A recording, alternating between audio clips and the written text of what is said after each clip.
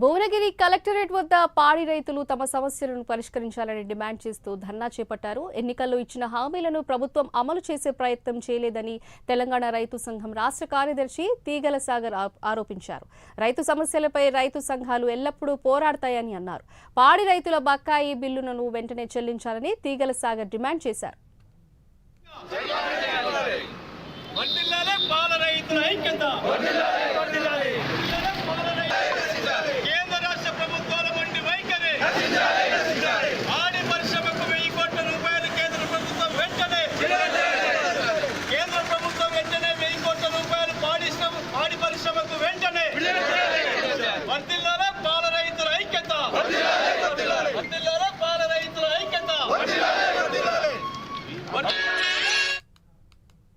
విజయ dairy, mother డైరీకి పాలు పోస్తున్నటువంటి రైతులకు గత 5 నుంచి 4 బిల్లుల వరకు పెండింగ్లో ఉన్నాయి.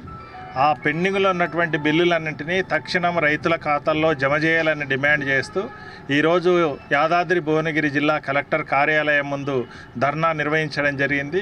కలెక్టర్ గారికి వినతి పత్రం ఇవ్వడం జరిగింది. ఈరోజు ఈ పెండింగ్లో ఉండేటువంటి బిల్లుల వల్ల రైతాంగం తీవ్రమైనటువంటి ఇబ్బందులు ఎదుర్కొంటున్నారు. దానా తీసుకొచ్చేదానికి కానీ, లేదా మేత కోసం కానీ, లేదా వాటిని ట్రాన్స్పోర్ట్ చేసేటువంటి సందర్భంలో కానీ తీవ్రమైన ఇబ్బందులు ఎదుర్కొంటున్నారు.